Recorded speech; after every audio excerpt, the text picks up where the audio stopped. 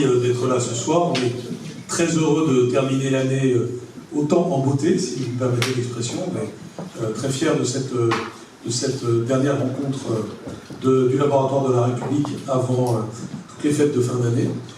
Donc merci évidemment à Sylvie Kaufmann et à Bruno Bertret d'être là. C'est pour nous très important de les écouter ce soir. Et merci aussi à Christian Lequen et à Jean-François Servel d'être les organisateurs de cette belle soirée.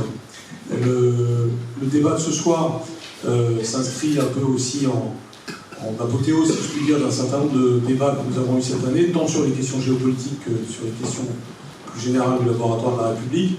Nous ne séparons jamais de manière étanche, ça va de soi, les questions nationales fondamentales que nous avons à traiter et les questions européennes et internationales dont nos deux invités sont les experts. Vous avez, pour beaucoup d'entre vous, en mémoire tout ce qui a été fait lors de l'université d'été d'Autun, et puis un certain nombre de rencontres que nous avons eues, je ne vais pas les rappeler. Simplement, je voudrais vous remercier d'être toujours fidèles et présents. Il va encore y avoir d'autres personnes qui vont venir, et vous dire aussi à quel point l'année 2026 va être très riche, non seulement pour les rencontres, des conversations éclairées. On va commencer avec Denis Oliven le 11 janvier, le 8 janvier, mais aussi avec la structuration des commissions. Je vous rappelle que vous êtes tous invités, à commencer par la commission géopolitique, dont Christian Lequen et Jean-François Servel sont justement les responsables, et où nous avons de nombreux experts, je pense à certains ambassadeurs en particulier. Et bien entendu, Sylvie Kaufmann et Bruno Bertret, si leur agenda le permet, ils sont archi bienvenus aussi pour ce travail de commission qui a quand même beaucoup d'importance, notamment pour cette année 2026, qui va être une année plus politique que jamais, et avec des événements géopolitiques, à n'en pas douter, très denses, pour le meilleur et pour le pire, même si j'ai peur que le pire soit souvent plus au rendez-vous que le meilleur, mais on va en parler. En tout cas, on a aussi non seulement à cœur de ne pas être étanche entre le national et l'international, mais aussi entre le court terme et le long terme, et c'est sans doute ce que l'on va entendre ce soir aussi. C'est-à-dire qu'on est en permanence dans des enjeux de crise. Presque tous les jours, nous avons à réagir à l'actualité, à des événements ou à de nouvelles analyses, de nouvelles positions. Et en même temps, ceci nous oblige encore plus à réfléchir à la longue durée. Si ce soir on réfléchit à la relation en particulier avec la Russie, c'est évident qu'il faut penser et à la relation avec la Russie de Poutine et au long terme et à ce qui se passera peut-être un jour de l'Atlantique à l'oral. En tout cas, ce qui fait qu'on doit avoir une vision de l'Europe à court, moyen et long terme. Et peut-être que le long terme sera très différent du court terme, et c'est peut-être parce qu'on aura su réagir comme il faut aux crises du court terme que nous saurons bâtir le long terme, mais c'est aussi parce que nous aurons une vision du long terme que nous pourrons être meilleurs dans nos réactions à court terme. Je n'anticipe pas sur des débats bien plus savants qui vont avoir lieu, mais je pense que c'est très important d'être dans cet état d'esprit, puisque un des buts du laboratoire de la République, c'est justement face à la crise du long terme qui caractérise parfois nos démocraties et particulièrement notre pays en ce moment, de savoir lever la tête du guidon et savoir orienter nos approches immédiates par notre vision à long terme. Donc c'est plus que jamais important avec le thème que nous avons ce soir, et c'est plus que jamais important aussi pour nous-mêmes d'avoir le sens du sillon qui dure, c'est-à-dire d'avoir nos réflexions qui s'articulent les unes avec les autres et se déploient. Et en 2026, je ne vais pas vous faire la liste des plans que nous avons, mais j'aurais à cœur, à titre de clin d'œil, de terminer cette introduction en disant que le mot civilisation, auquel j'essaye de donner de l'importance ces derniers temps, en a pris une pour de bonnes et de mauvaises raisons, avec le dernier document de l'administration Trump et cette espèce d'attaque dans tous les sens du mot sur la notion même de civilisation européenne et sur le devenir de ce qu'on pourrait appeler la civilisation européenne. Et je pense que c'est intéressant de prendre au sérieux ce document, dans la perspective des débats que l'on va avoir, et de savoir dire aussi que nous avons une certaine fierté en réalité de cette bonne vieille civilisation européenne, comme de notre bonne vieille France. Il y a toujours une sorte de joie mauvaise à célébrer leur déclin, mais si j'étais une âme dans le ciel qui doit s'incarner demain matin sur la terre, je préfère encore être un Français, un Européen du XXIe siècle qu'un habitant de l'un des pays qui aujourd'hui veut nous donner des leçons. Et donc, c'est évidemment pas un cocorico que je viens de lancer, mais au contraire une nécessité un petit peu d'avoir un modèle, une fierté du modèle démocratique et républicain, et de le faire avec des analyses bien étayées. Donc avoir l'excellence de l'expertise qui nous attend ce soir et de bon augure dans cette perspective. Et sans plus attendre, je donne la parole donc à Christian Lequesne qui va introduire cette séance. Merci beaucoup.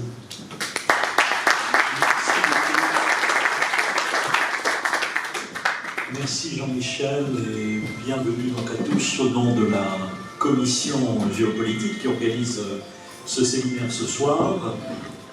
C'est un thème que faire avec la Russie de Poutine qui arrive à point nommé.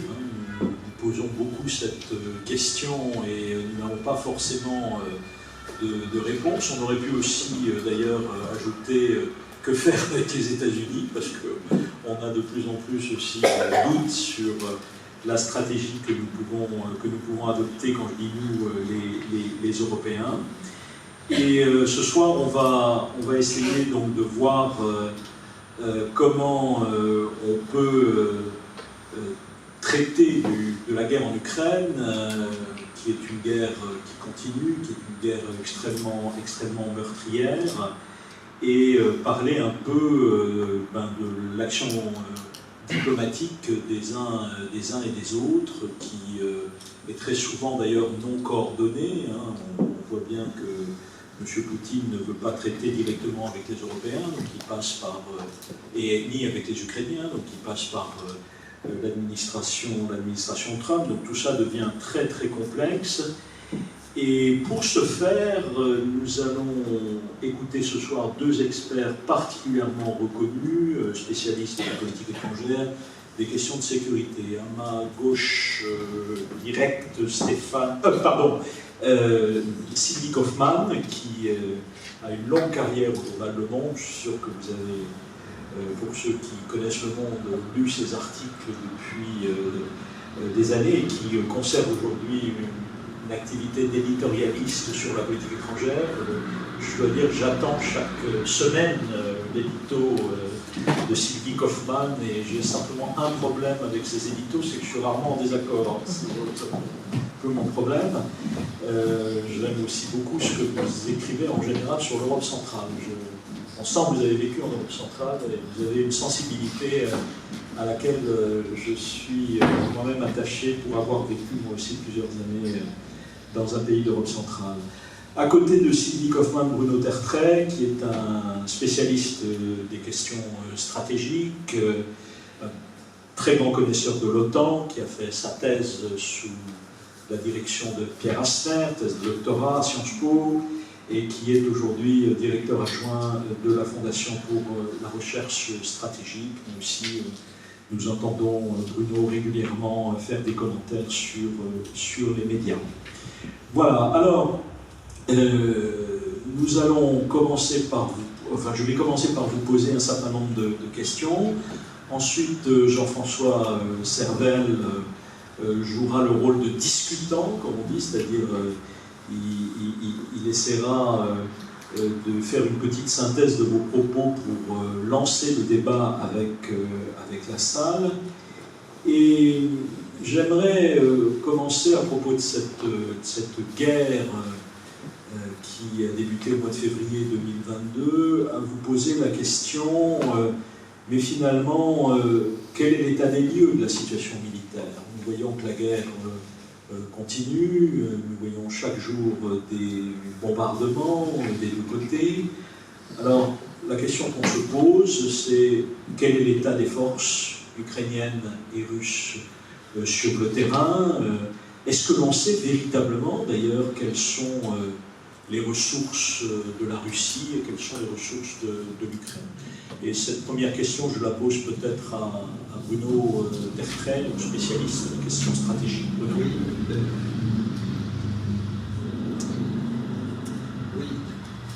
Je pense que ça marche. Oui, c'est bon. Merci, bonjour à tous. Merci, Monsieur le Ministre, de continuer à entretenir cette flamme des laboratoires de la République. Je ne prétends absolument pas être un spécialiste des questions militaires, surtout pas des situations tactiques.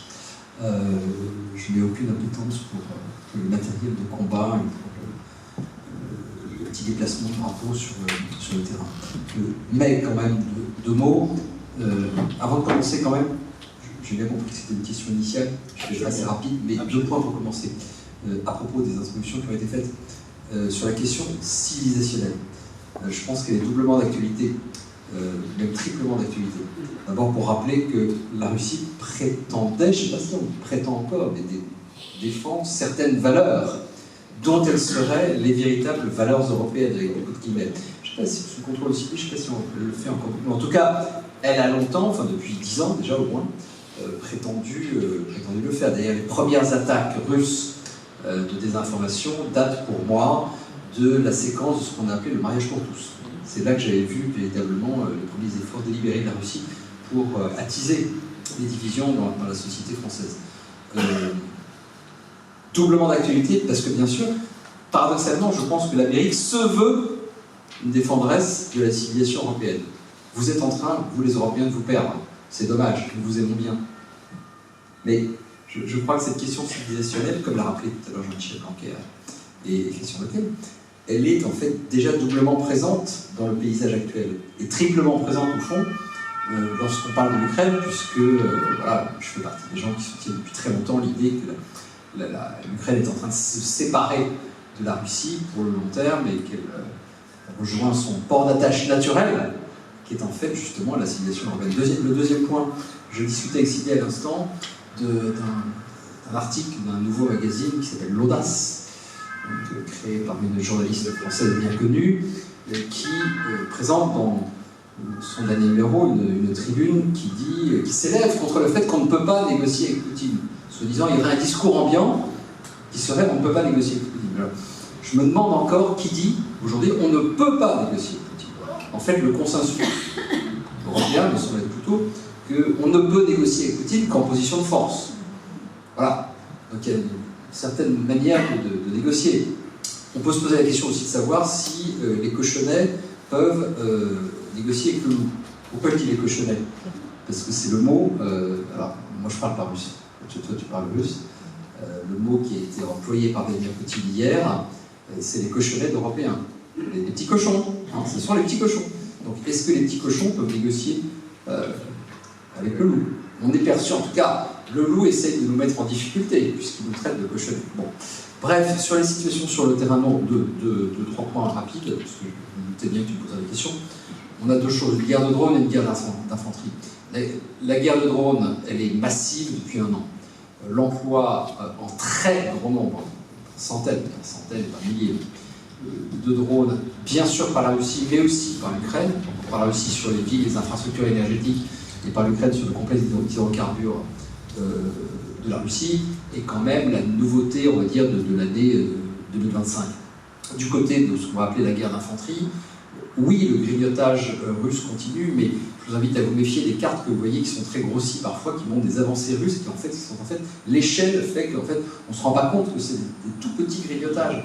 Alors pour rappel, en 3 ans, la Russie a gagné, entre guillemets, a occupé à peu près 1% du territoire ukrainien supplémentaire au prix d'environ 1 million de blessés et de tués. 1%. La ressource, alors c'est un sujet compliqué, et là pour le coup je ne suis pas sûr d'avoir l'expertise nécessaire, mais je crois que 1 million de blessés essentiellement, et de tués, alors le nombre de tués est très important. On peut y revenir, mais est-ce que c'est vraiment le sujet? La question c'est est-ce qu'il y a une limite? Alors tout pays a ses points de rupture. Où est le point de rupture de la Russie, de la société russe? Je ne le connais pas, mais dire que la Russie est un réservoir infini de ressources, ça n'est pas vrai. On voit aujourd'hui qu'il y a des difficultés de recrutement parce qu'on paye de moins en moins. On voit qu'il y a de plus en plus de défections, de désertions. Voilà, il y a quand même des signes d'essoufflement de la machine. Je ne suis pas en train de dire que la machine va casser, mais il y a quand même très clairement des signes d'essoufflement. En plus, il y a un effet induit sur l'économie russe, le manque de main-d'œuvre, parce que la main-d'œuvre elle est au front, elle l'est de plus en plus. Donc tout ça, conjugué à l'efficacité des frappes ukrainiennes sur les complexes de production et de distribution des hydrocarbures, oui, ça aura des effets, mais à quel moment et dans quelles conditions, c'est ça la question. Moi, je ne vais pas vous dire, il faut se méfier de certains discours triomphalistes, ça y est, on est en train, mais voilà, je vois parfois certains commentaires un peu enthousiastes. Donc voilà, je continue à penser, comme je dis depuis déjà 2 ans, que je crois que j'étais venu ici d'ailleurs, chez Amérique, il y a 3 ans. Ouais. Je ne sais plus ce que je disais à l'époque. Mais bon, c'est une épreuve de faiblesse depuis longtemps. Qui sera le plus faible? Qui sera le moins faible? C'est ça qui va compter. Et sur la situation politique, ne nous laissons pas avoir par le discours russe. Les positions prises par le président Zelensky ont encore le soutien de la population. Le récit russe d'une Ukraine qui craque, il a énormément d'emprise dans la société occidentale, mais d'autant plus qu'il est relayé aux États-Unis. Donc c'est quand même, et d'ailleurs aux États-Unis, j'en terminerai par là, Christian, rappelons-nous aussi que les enquêtes d'opinion américaines montrent qu'en fait le soutien à l'Ukraine est encore très populaire aux États-Unis, très populaire. Voilà. Et je ne parle même pas du Congrès où on sait que chez les Républicains et donc aussi chez les démocrates, le soutien à l'Ukraine reste populaire. Donc voilà, je crois qu'il faut se méfier de certains récits qui sont encouragés délibérément ou non par des forces politiques qui ne sont pas favorables qui ne considèrent pas que l'enjeu ukrainien soit central pour l'avenir de l'Europe. Merci Bruno. Sylvie, est-ce que vous souhaitez dire un mot sur la question des ressources et du récit sur les ressources aussi? Un point important. Oui, merci. Bonsoir à tous et merci beaucoup pour cette invitation. Sur Bruno demande où est le point de rupture, où peut être le point de rupture pour la Russie, c'est évidemment la question. J'ajouterai à ce qu'il a dit la dimension économique. Depuis le début, je dois dire, il faut être très prudent là-dessus parce que depuis le début, on se berce un peu d'illusions en disant les sanctions vont faire déjà le premier hiver. Les sanctions vont faire de l'effet, ils ne vont pas tenir, y compris de la part d'économistes tout à fait chevronnés et connaissant la Russie. Donc, je suis prudente là-dessus, mais c'est vrai que maintenant, au bout de près de 4 ans, on voit quand même des signes. Alors, le fonds souverain, par exemple, commence vraiment à être proche de l'épuisement. Tu as mentionné les facteurs de l'économie interne. L'Inde, par exemple, achète moins de pétrole à la suite de l'intervention des États-Unis. Le prix du pétrole a baissé. Donc, on pense raisonnablement qu'il y a quand même une pression économique qui commence à jouer, plus le facteur humain, en effet. Donc, le chiffre, c'est qu'ils perdent en ce moment à peu près 1000 hommes par jour, c'est-à-dire blessés et morts. Hein, oui, blessés et morts, donc, qui sont hors d'état. Donc, et ça, au bout d'un moment, ça commence à se voir dans la société, quand même, je crois. Donc, voilà, c'est évidemment une société qui ne peut pas s'exprimer librement, mais ça va sans doute être un facteur. Donc, voilà.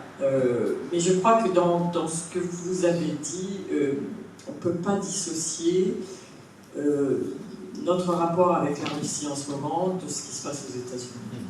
Et finalement, c'est quand même une grande partie je crois que ça va être une grande partie de la discussion, c'est que les deux sont très très liés et l'Europe étant évidemment prise en tenaille entre les deux. Juste une chose sur l'aspect civilisationnel, parce qu'il y a une citation justement que j'ai relevée de Poutine qui fait directement référence à ça, et c'est dans le même discours. Alors je la cite, je la traduis, c'est en anglais. Immédiatement après l'effondrement de l'Union soviétique, il nous a semblé que nous serions nous deviendrons rapidement des membres de la so-called, de la supposée famille civilisée des nations européennes, du monde occidental civilisé en général. Aujourd'hui, cependant, il semble qu'il n'y a plus de civilisation en Occident, seulement une dégradation totale. Et là, on retrouve le thème trumpien. Et moi, quand j'ai lu cette stratégie de sécurité nationale, il y a, je sais pas, il y a 10 jours, non, enfin bon, début décembre, 5 décembre, merci, ça m'a fait penser à l'essai historique de Poutine de l'été 2021. c'est un peu la même dynamique soi-disant pseudo-civilisationnelle. Et là maintenant, on voit que Poutine revient finalement à ses fondamentaux, dont il n'a en fait jamais bougé, bien sûr. Mais en ce moment, c'est intéressant qu'ils remettent ça sur la table. C'est totalement en parallèle avec le discours de Washington. Et le thème central, c'est que cette civilisation occidentale s'effondre. La manière dont nous la pratiquons, ou nous la concevons, nous, en Europe. Hein. Donc ça pose aussi la question, alors là, on en a pour la soirée, si vous voulez, mais qui est détenteur de la civilisation occidentale? Qu'est-ce que c'est que l'Occident? Est-ce que ça existe toujours? Voilà, c'est un peu vertigineux, mais c'est quand même au cœur de nos questions, je crois. Merci beaucoup. Alors, vous m'avez tendu une perche, en rappelant qu'on ne peut pas comprendre la relation avec la Russie aujourd'hui si on ne regarde pas aussi la relation Europe-États-Unis. On a le sentiment, quand on regarde cette relation, les documents auxquels vous avez fait allusion, mais aussi certaines interviews du ministre de la Défense des États-Unis récemment, que oui, on a un rapprochement dans le discours avec celui de Poutine sur l'avilissement civilisationnel, c'est tout à fait ça, de l'Europe. C'est d'ailleurs un thème qui rejoint aussi les positions défendues par Viktor Orbán, par exemple, en Hongrie, et par beaucoup de partis d'extrême droite. Donc on a le sentiment qu'avec les États-Unis, dans le fond, le grand problème que nous avons aujourd'hui, c'est le divorce des valeurs et le divorce idéologique. Les États-Unis n'incarnent plus l'ordre libéral international, mais est-ce que l'Europe peut prendre le relais, en quelque sorte, y compris avec une coalition des willing qui pourraient être les Canadiens, les Australiens, voire le Japon? Et j'ai envie de vous demander, est-ce qu'on, quand on regarde les déclarations des hommes et femmes politiques en Europe, peut-être un peu moins en France qu'ailleurs, on a le sentiment qu'on n'a pas envie de croire au fait que ce divorce idéologique existe. Quand vous écoutez Donald Tusk, vous connaissez bien la Pologne, Sylvie, qu'est-ce qu'il ne cesse de dire? Les Américains restent nos meilleurs alliés. Et quand on voit les déclarations de Mme Kallas, la haute représentante, qui est estonienne, c'est la même chose. Alors, c'est peut-être une difficulté centre-européenne plus importante que pour d'autres, mais pourquoi les Européens, dans le fond, c'est un peu ça ma question, ont du mal à croire que ce divorce idéologique est une véritable rupture? Alors, je crois qu'il faut qu'on se méfie quand même. Bon, d'abord, il y a un problème de deuil. Il y a un problème de deuil à faire, qui commence tout juste à se faire. C'est le deuil de l'idée selon laquelle il y a toujours un moment où l'Amérique sera là, sera présente. Pour des pays qui, depuis 70 ans, se dépendent délibérément par choix leur survie des États-Unis, c'est pas facile de lâcher l'affaire. C'est pas facile. Très difficile. Il faut les comprendre. Alors, quand Kaja Kallas tient un discours comme celui de sa réaction à la NSS américaine, il faut se souvenir qu'elle, là, pour le coup, elle est dans son rôle, dans ses fonctions. Elle ne peut pas... voilà, c'est peut-être la manière de parler de Mme von der Leyen qui a des teints sur elle, je ne sais pas, mais voilà. Elle doit être prudente. Elle ne peut pas, aujourd'hui, elle ne pense pas qu'elle puisse représenter le consensus des 27 en disant « ça y est, c'est terminé, c'est la rupture transatlantique ». Premier point. Deuxième point, attention quand même, souvenons-nous que Trump, c'est un tiers de l'opinion américaine, pas plus. Pas plus. Pour moi, le problème que je pose aujourd'hui sur les États-Unis, c'est la notion de point de non-retour. Est-ce qu'il y a un moment, et à mon avis on n'y est pas encore, dans son rapproche, où les décisions dans tous les domaines prises par l'administration rendront la restauration d'une relation stratégique à peu près normale, pas forcément celle d'avant, mais à peu près normale, impossible sur le moyen terme. Voilà. Je pense qu'on n'y est pas encore. C'est bien qu'on fasse de la grande stratégie, qu'on agite des concepts. Bon, moi j'ai été éduqué par un spécialiste de philosophie politique, donc je ne vais pas partir de ça, mais souvenez-vous quand même que c'est une histoire de mafia, d'abord. C'est la mafia de l'immobilier new-yorkais qui rencontre la mafia des Siloviki, du Goulag et de Saint-Pétersbourg. Je ne peux pas le dire mieux. Enfin, on peut sûrement le dire mieux, pardon, mais c'est quand même une histoire de business. Au milieu de tout ça, derrière la grande stratégie des sphères d'influence, la doctrine Monroe, il y a quand même ça, peut-être d'abord et avant tout, dans la manière dont des gens comme Witkov abordent la relation avec la Russie. Et sur la question civilisationnelle, je me demande si on ne peut pas penser aussi qu'il y avait peut-être une certaine sincérité dans le discours de Poutine des années 2002-2003, après le 11 septembre. Je suis avec vous, nous faisons face à la même menace. Peut-être que nous faisons partie du même, entre guillemets, monde civilisé. Et alors là, je vais mettre une hypothèse, enfin, c'est vraiment une hypothèse, mais peut-être qu'il y a quelque chose de... Peut-être que dans la vengeance de Poutine, il y a vous n'avez pas voulu de nous dans le monde civilisé, eh bien nous allons vous détruire, nous allons nous comporter comme des barbares. Et puis on peut aussi disserter longuement sur des choses que beaucoup d'entre vous connaissez très bien, sur la rupture de l'équilibre de la culture stratégique russe, un parti européen, un parti asiatique, et le fait qu'aujourd'hui c'est la Russie des Tatars qui l'emporte sur la Russie dite européenne. Bon. Donc je crois que... Pardon. Oui, Karaganov. Alors, juste peut-être un mot aussi à propos de Karaganov dont on entend beaucoup parler. Moi je pense que c'est quelqu'un qui arrange beaucoup Vladimir Poutine parce qu'il permet, il permet à Vladimir Poutine d'avoir un discours souvent plus mesuré. C'est aussi un homme de ballon d'essai, c'est certainement pas... Voilà, l'extrémisme est toujours pratique pour le dirigeant qui peut se recentrer. Je crois que c'est souvent le cas dans le domaine nucléaire par exemple. Voilà, il ne faut pas... De même qu'il y a 10 ans, on disait que Dugin, Alexandre Dugin, non, Dugin, ça n'a jamais été le Rasputin de Poutine. Bon, c'est un bain dans lequel, effectivement, nagent les dirigeants russes, mais ce n'est pas non plus un inspirateur direct.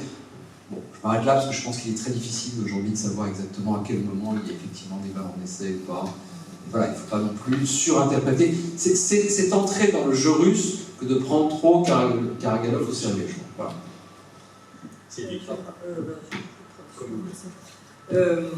Sur votre question, pourquoi les Européens ont du mal à voir ce divorce ou accepter cette rupture, je dirais que c'est la peur du vide.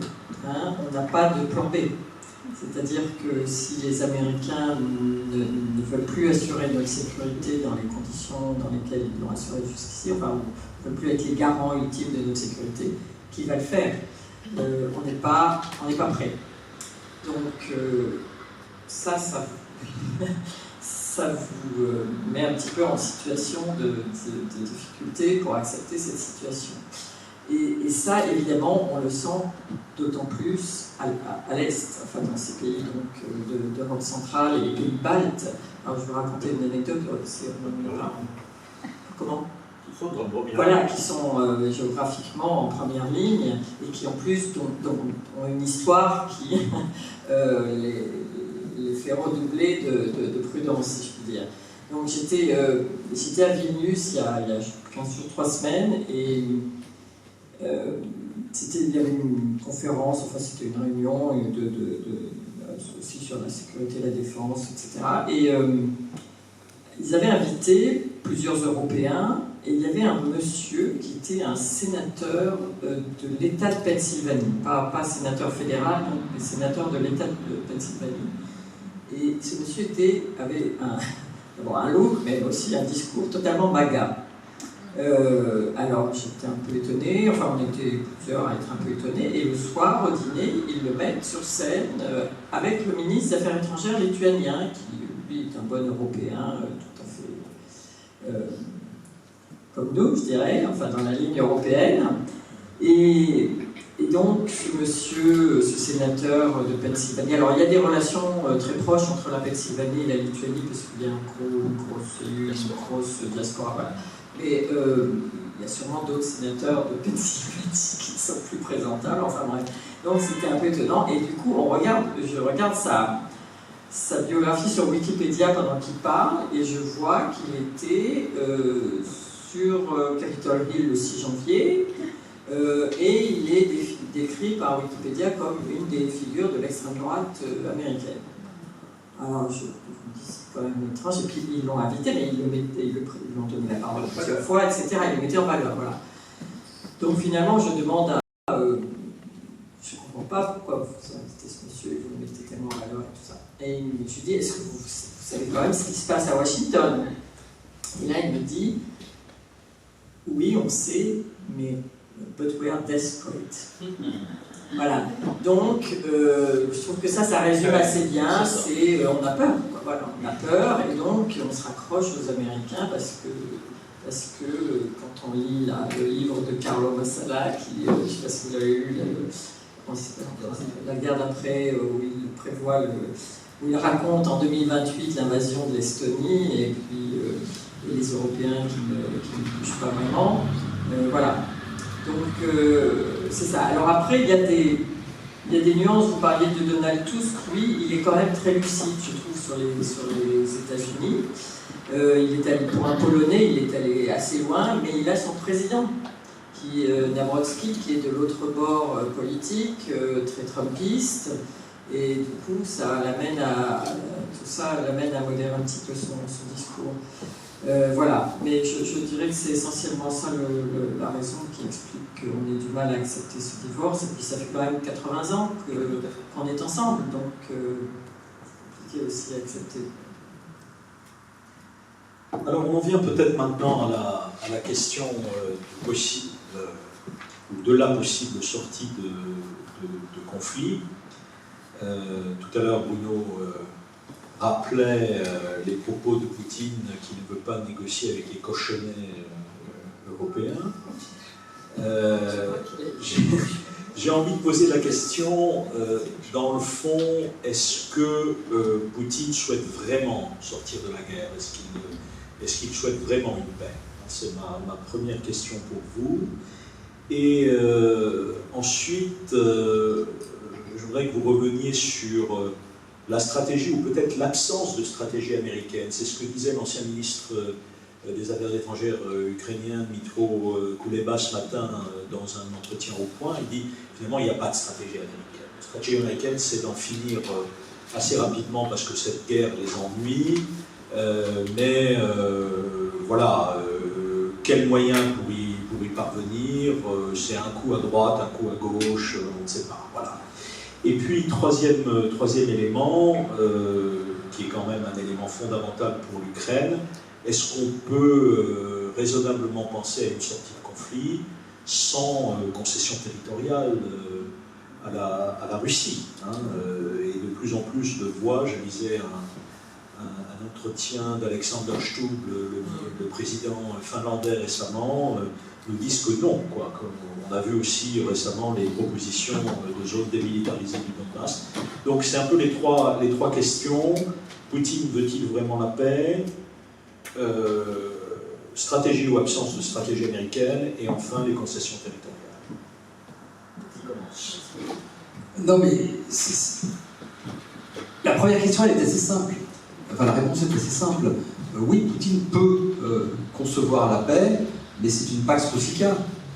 C'est-à-dire une conception de la paix qui est de toute façon... Alors, pardon, je reprends ce que je disais. Oui, dans certaines conditions, c'est envisageable. La pax rustica, oui. Mais la sphère d'influence acceptée, reconnue, formalisée avec les Européens et les Américains. Mais pas pour tout de suite, de toute façon, parce que Poutine a transformé son pays en machine de guerre et il a mis en route un train dont je ne suis même pas sûr qu'il puisse l'arrêter facilement. Oui, je sais, les dirigeants autoritaires ont plus de liberté d'action que les dirigeants démocratiques, mais je ne suis même pas sûr qu'ils puissent arrêter le train rapidement aujourd'hui. Je pense que le train est parti. Bon, la Russie, je crois que depuis 5 siècles, on a calculé qu'elle envahissait un pays tous les 20-25 ans. Donc ce serait arrêter le train, mais notre train est arrêté en race campagne, n'ouvrez pas les portes, nous allons repartir. Donc je pense que c'est même pas concevable aujourd'hui, véritablement. Sur la stratégie américaine, oui, je ne peux pas être en désaccord avec Kuleba. Il n'y a pas de stratégie. En fait, le problème, c'est que, autre que celle qu'il décrit, le problème, c'est que je crois qu'on n'a pas fait notre deuil, enfin certains d'entre nous Européens n'ont pas fait notre deuil de l'idée sur laquelle à un moment Trump va voir la lumière. Il va voir la lumière parce qu'il va réaliser que Poutine se moque de lui. Je pense que certains Européens ont cru à cela, ont cru que ça allait arriver avant l'Alaska, après l'Alaska, surtout après l'Alaska d'ailleurs, mais ça n'arrive pas. Et puis de toute façon, c'est tellement tentant pour le système Trump de retrouver une relation de business, une relation de travail avec la Russie, que je pense que ça va continuer. Espérer que Trump un jour voit la lumière, pour moi c'est assez vain. Alors sur la question effectivement centrale, enfin fondamentale plutôt des concessions territoriales, alors il faut faire extrêmement attention parce que là vraiment le diable est dans les détails. On parle de concessions. Ça veut dire quoi les concessions? Déjà, rappelez que l'Ukraine, depuis déjà un bout de temps, a dit « nous sommes prêts à parler du statut des territoires ». Le langage qu'ils emploient peut varier, du statut des territoires. Deuxièmement, il y a une énorme différence morale, juridique, stratégique entre céder formellement un territoire à un État et reconnaître qu'il est actuellement sous le contrôle d'un autre, voire s'engager, si nécessaire, à ne pas tenter de le reprendre par la force. Ça fait partie des langages qui sont aujourd'hui en discussion. Il me semble totalement impensable, mais alors totalement impensable pour les Ukrainiens et pour les Européens, pour la plupart des Européens, de concéder que l'Ukraine, que la Russie s'est emparée de ces territoires par la force, que ces territoires sont désormais sous la souveraineté de la Russie. C'est impensable aujourd'hui. Impensable. Et à juste titre, à mon sens. Et encore une fois, les Ukrainiens eux-mêmes, dans les enquêtes d'opinion, disent attendez, on ne s'est pas battu pendant 4 ans pour ça. Pour les Européens, c'est impensable aussi, pour des raisons également presque philosophiques. C'est le retour du changement des frontières par la force, etc. Donc ça, non. Ça ne veut pas dire qu'il n'y ait pas un espace de négociation. Tous les gens qui regardent ça de près depuis 4 ans savent qu'il peut très bien y avoir un langage du type voilà, nous reconnaissons que ces territoires sont actuellement administrés par la Russie, mais ça ne suffira pas à Poutine, ça ne suffira pas. Voilà, nous nous engageons à respecter l'armistice, etc., donc à ne pas les reprendre par la force, ça ne suffira pas à Poutine, de toute façon. Donc voilà, je crois que quand on parle de la question territoriale, il faut faire très attention, parce que le diable est vraiment dans les détails. Entre discuter de l'hypothétique zone démilitarisée, qui serait en plus, où il y aura en plus de la police russe, donc évidemment ça serait pas démilitarisé, tout ça est une vaste farce, mais en tout cas, ce qui me semble important, c'est que les Ukrainiens ont très tôt, et continuent aujourd'hui, à dire qu'ils sont prêts à discuter des questions territoriales. Voilà, ça les met en position de force sur le plan moral, ça permet aussi de conserver le soutien d'un maximum de pays européens et autres, mais à mon sens, ça ne rapproche pas d'un accord, non pas de paix, mais d'armistice. Il faut quand même sans cesse le dire. Non, là, tu posais la question tout à l'heure, Christian, non, la paix n'est pas possible entre l'Ukraine et la Russie de Poutine, je ne pense pas. L'armistice peut-être, la paix. Merci. Alors, je ne sais pas trop répéter. Poutine veut-il la paix? Non. Il veut l'Ukraine et il veut perpétuer son pouvoir, se maintenir au pouvoir. Donc c'est vrai qu'il a maintenant bâti toute son économie et toute sa sorte de légitimité de son pouvoir sur cette guerre. Donc on en revient à la question sur le point de rupture en fait. Qu'est-ce qui peut le faire changer d'avis? C'est soit une défaite militaire massive, et ça on n'est pas prêt à en donner les moyens aux Ukrainiens pour l'instant, soit son économie s'effondre et il n'a plus les moyens de continuer cette guerre, mais sinon il la continue puisqu'il en a besoin finalement pour son pouvoir. La stratégie américaine. Et je crois que la stratégie américaine, c'est de mettre fin à cette guerre pour que Trump puisse dire dans la campagne des midterms qui arrive, donc c'est novembre l'année prochaine, mais la campagne va commencer bientôt, puisse dire, vous voyez, je vous avais dit pendant la campagne des présidentielles que je mettrais fin à ce conflit. One more, mais celui-là c'est le plus difficile quand même, il l'a reconnu aussi, hein. Il dit j'en ai résolu, combien, 8, non c'est ça, voilà, 8. Mais celui-là il est coriace quand même, donc finalement j'avais dit 24 heures, après j'avais dit 100 jours, après j'avais dit je sais plus combien. La Thanksgiving, maintenant on est à Noël, donc il ne peut pas arriver à l'été prochain avec ce conflit qui n'est toujours pas résolu. Donc je dois dire que ce qu'ont fait Witkoff et Jared Kushner là, ces derniers jours à Berlin, ça montre qu'ils y mettent le paquet quand même, parce qu'ils ont passé 2 jours à discuter pendant des heures et des heures avec des Ukrainiens. Ils ont discuté de choses précises, de points. Alors, bien sûr, on ne sait pas tout puisque ça doit continuer. Mais bon, il y a visiblement un effort là américain pour essayer de faire avancer les choses. Alors après, évidemment, ils vont aller voir les Russes qui vont dire non. Donc ça va continuer. Enfin, les Russes ne vont pas tout envoyer balader. Ils vont dire non, on n'est pas d'accord avec ça, on n'est pas d'accord avec ça, et donc ça va encore continuer. Mais je pense que alors, nous, ce qui nous déroute beaucoup, c'est que les Européens, on connaît la diplomatie, on connaît le droit, on connaît les bonnes manières, mais on a affaire là à des Américains et à des Russes qui, eux, ne fonctionnent pas du tout de la même manière. Hein, ils n'ont pas les mêmes logiciels du tout. Donc, ce que fait, tu as raison de souligner que c'est des promoteurs immobiliers. Nous, on ne fait pas des négociations diplomatiques comme les promoteurs immobiliers, donc voilà, il faut se mettre ça aussi dans la tête, c'est que ça ne fonctionne pas de la même manière que nous. Moi, je pense qu'ils arriveront à, mais pas maintenant, hein, mais dans quelques mois, je pense qu'ils arriveront à une forme d'accord où il y aura plein de business au milieu, il y aura plein d'accords commerciaux, il y aura plein de... et on ne sera pas gagnants, les Européens, la manière dont c'est parti, je ne pense pas. Alors ça nous amène à la question des territoires, tout à fait, depuis le début, enfin depuis 1 an ou 2, je pense que les Ukrainiens savent qu'il faudra qu'ils cèdent cette partie du Donbass, mais ils ne veulent pas le céder pour rien. Et la population dans les sondages le comprend très bien. Dit oui, on peut céder des territoires, mais pas pour rien. C'est-à-dire, il faut des garanties de sécurité pour le reste du territoire. Voilà, parce que sinon, tout le monde sait parfaitement que Poutine recommencera dans 1 an, dans 2 ans, dans 3 ans. Donc, c'est là-dessus que ça porte aussi beaucoup ces négociations, c'est sur la question des garanties de sécurité que nous sommes, nous, Européens et peut-être Américains, censés apporter. Ce qu'ils ne veulent pas aussi, non plus, c'est donc le Donbass, c'est 4 régions, 4 oblasts, comme on dit en russe, et il y en a un, celui de Donetsk, dont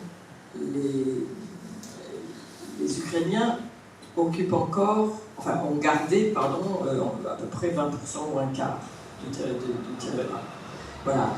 Et là, dans le premier plan de paix, en 28 points là,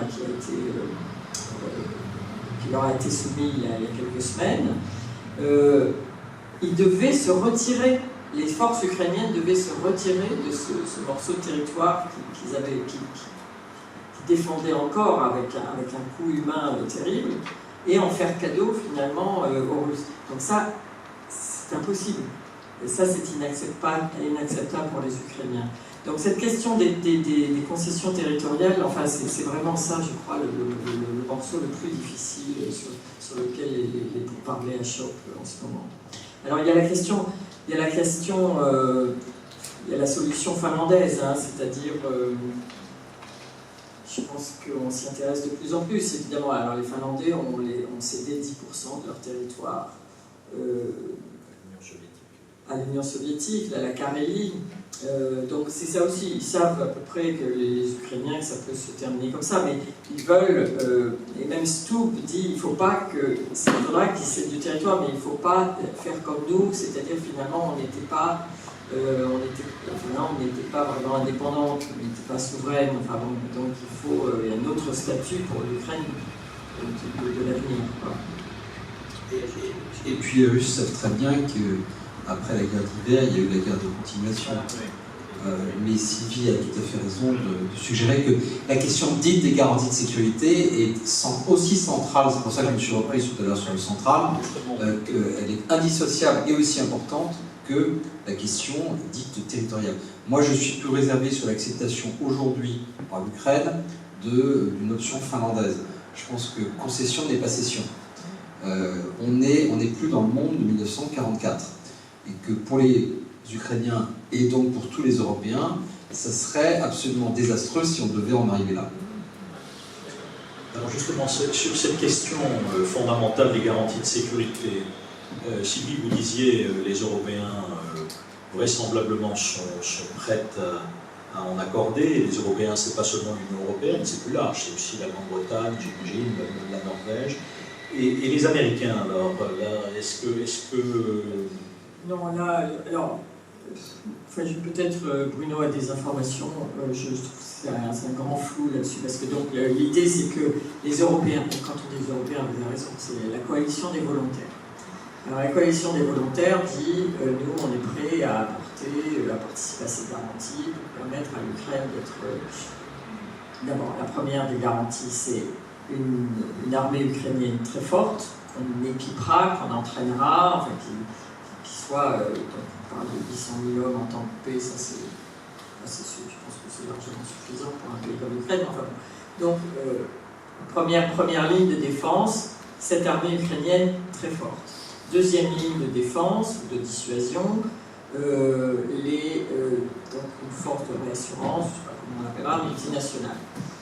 Mais à ma connaissance, il n'y a que les Français qui disent qu'ils vont y aller sur le terrain pour l'instant. Les Anglais, ils vont donner une couverture aérienne, enfin je ne sais pas, mais les autres, ils attendent qu'il y ait le backstop américain, qu'il y ait une garantie américaine. Sûr, peut-être, oui. En fait, tu vas préciser peut-être.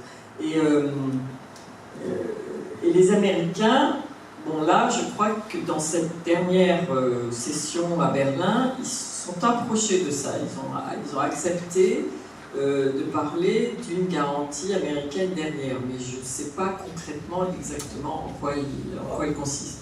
En fait, il faut toujours rappeler que derrière l'expression de garantie de sécurité, il y a trois choses très différentes, plutôt deux. Enfin, trois pour les Ukrainiens. Premièrement, l'armée ukrainienne elle-même, comme Sylvie l'a justement rappelé. Deuxièmement, la présence physique de forces européennes et autres, avec des pays qui se sont déjà engagés, avec surtout un processus de planification de la coalition des volontaires. Et là, je veux dire que la France a été, il faut le saluer, très en pointe sur le sujet. Il y a depuis plusieurs mois un effort de planification militaire qui fait que d'abord, ça fait partie de notre engagement pour montrer aux Ukrainiens, aux Américains, aux Russes qu'on est sérieux. Et deuxièmement, c'est une formidable expérience de planification opérationnelle pour une force de stabilisation qui pourrait aller au combat sans les Américains. Donc ça a aussi des vertus, ça a des vertus diplomatiques, ça a des vertus militaires, même si on finit par ne pas l'adopter. On a à peine un peu avancé au regard de la situation du printemps, au premier moment où il y a un effort des Américains pour essayer de faire quelque chose pour régler le conflit, avec une position européenne, enfin au moins franco-britannico-allemande, et je crois polonaise aussi, qui consistait à dire, on ne négocie pas sans un cessez-le-feu, alors que les Américains continuent à dire aujourd'hui, c'est la position adoptée par Trump juste avant l'Alaska cet été, non, on peut négocier même sans cessez-le-feu. À l'époque, on disait, un cessez-le-feu, ensuite la négociation, et deux, on veut un filet de sécurité américain, le backstop américain. Est-ce que les Américains sont prêts aujourd'hui à s'engager pour garantir la sécurité de l'Ukraine future avec un langage, comme dit de type article 5? Oui, je pense, parce que Trump le fait pour le Qatar. Seulement, les Ukrainiens disent à juste titre, attendez, c'est pas sérieux. On ne veut pas un acte présidentiel. On veut un traité ratifié par le Sénat. Ils ont raison. Mais au fond, ces affaires de garantie de sécurité, je crois qu'il faut un peu les déconstruire parce qu'il y a plusieurs dimensions différentes. Mais à la fin, même si une grande affection pour les traités et pour l'étude des engagements de défense, à la fin, quand vous êtes ukrainien, vous ne pouvez pas vous fier à des traités parce que eux, ils assimilent ça aussi à quelque chose qui n'avait rien à voir, mais pour eux, dans leur récit historique, ça reste un point de référence, le fameux mémorandum de Budapest. On ne va pas refaire l'histoire ici, mais dans la mémoire collective ukrainienne, c'est un petit peu comme, mutatis mutandis, la mémoire collective polono-tchèque de ce qui s'est passé dans les années 30. Vous le savez très bien tous les deux, vous avez vécu, et des pays dans lesquels, après les années 90, dans les années 90, il y avait un récit qui n'est pas exactement le récit de la réalité, mais peu importe, la mythologie historique était là. Alors, Sylvie, vous citiez le roman de Carlo Massala, et ça nous amène à poser la question qu'on pose souvent, d'ailleurs en se faisant un peu peur, en disant les choses franchement, est-ce que Poutine peut aller plus loin en Europe? Est-ce qu'il souhaite aller plus loin? Quand on parle de l'Europe, bien sûr, il faut être précis. La Moldavie, c'est une chose, un pays de l'Union européenne ou un pays de l'OTAN c'en est une autre. Mais enfin, justement, est-ce qu'on peut envisager que, prétextant, je ne sais pas moi, le mauvais sort qui est réservé à la minorité russe de Lettonie ou d'Estonie, Poutine décide d'aller plus loin et est-ce que d'ailleurs il a véritablement besoin de faire ça, puisque la guerre hybride produit des effets aussi, la désinformation, la propagande, on peut réussir à déstabiliser assez bien les pays membres de l'OTAN ou de l'Union européenne.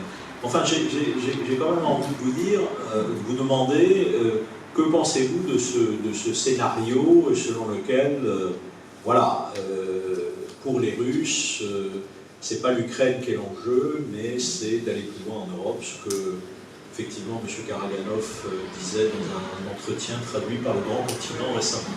Oui, le Grand Continent, il aime beaucoup Karaganov. L'affection perverse. Ça nous a mis le Grand Continent. Il disait la guerre en Europe a déjà commencé. Non, mais c'est intéressant ce qu'il dit aussi, c'est sûr. Alors moi, je n'exclurai pas bien sûr les petits hommes verts à Narva, en Estonie, mais on dit beaucoup que Poutine n'arrivant pas à ses fins, mais c'est moins qu'on puisse dire en Ukraine, puisque, comme le disait Bruno tout à l'heure, il grignote à peine, enfin il a beaucoup de mal par rapport à ses objectifs initiaux, c'est quand même, au bout de 4 ans, c'est quand même pas... c'est difficile, quoi. Donc, est-ce qu'il aurait les moyens ou l'énergie ou d'attaquer un pays membre de l'OTAN d'une manière conventionnelle? C'est une question qu'on peut vraiment poser. Je pense que ce serait... voilà. En revanche, la guerre hybride, là, à mon avis, c'est beaucoup plus... c'est plus facile et plus efficace parce que... Alors, tu vas nous expliquer quel est le seuil de l'article 5. Mais voilà, à quel moment des attaques hybrides peuvent déclencher l'article 5 de la charte, et donc une réaction des membres de l'OTAN, surtout quand le principal membre de l'OTAN ne manifeste pas beaucoup de volonté d'interne de vouloir l'appliquer. Mais voilà, et moi je trouve que cette guerre hybride, elle est très efficace déjà à ce stade, au stade où on en est. Dans les pays baltes, elle est très présente, tous ces ballons météorologiques qui soi-disant font de la propagande et qui perturbent le trafic aérien.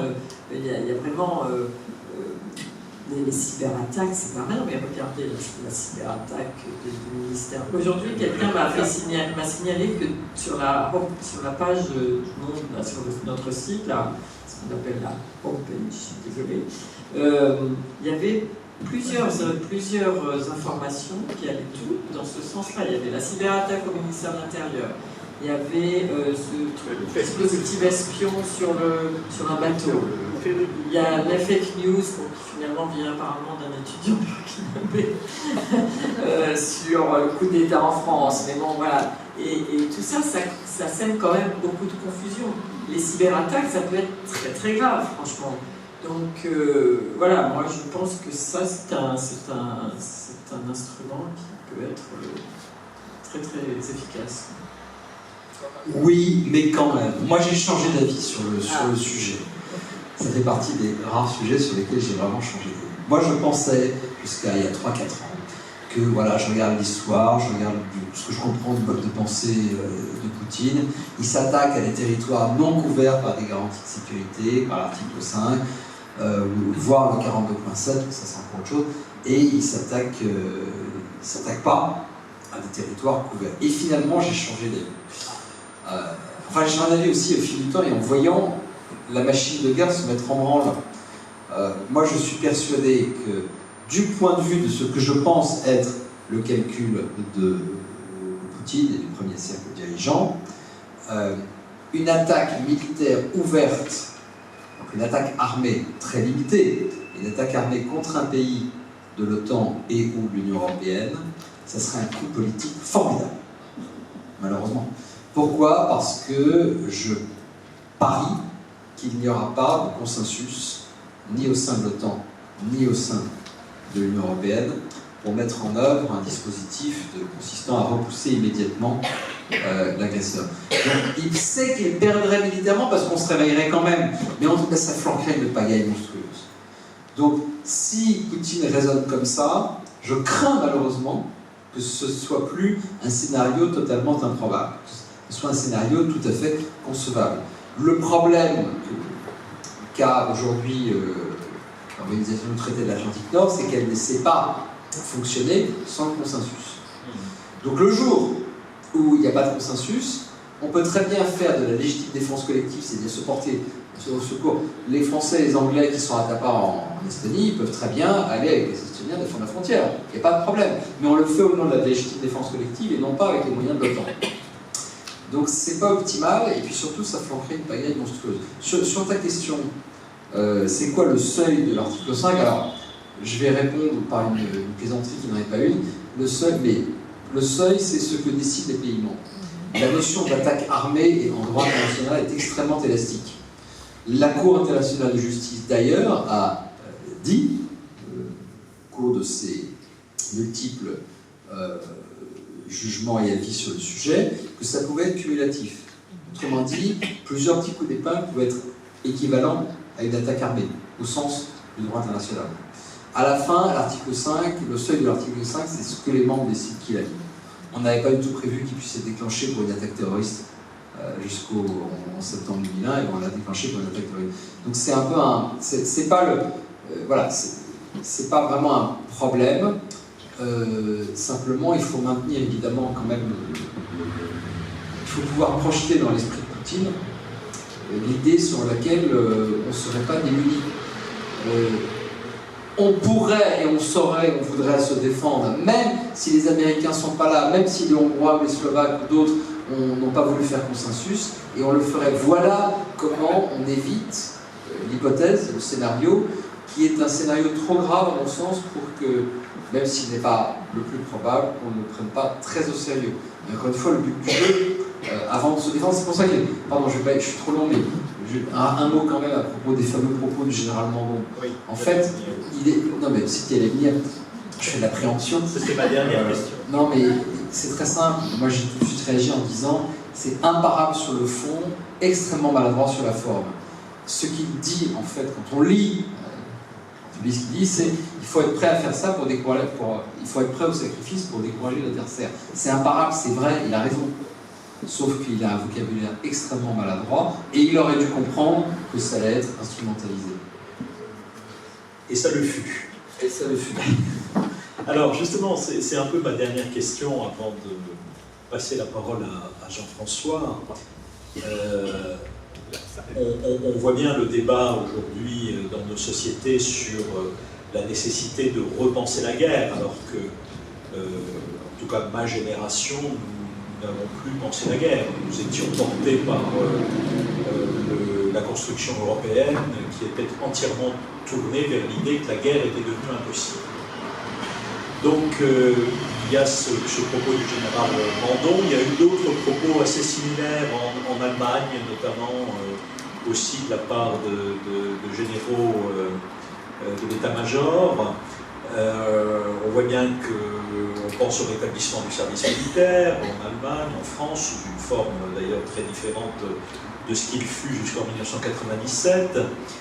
Mais justement, j'ai envie de vous demander, est-ce qu'aujourd'hui, il est impératif qu'il y ait une appropriation des risques que la Russie nous fait encourir et considère que c'est une hypothèse sérieuse de pouvoir avoir la guerre sur le continent. Ce que je trouve terrible, d'ailleurs, j'ai passé ma vie à étudier l'Union européenne, c'est vraiment la négation absolue de tout ce que j'aurais fait pendant 35 ans.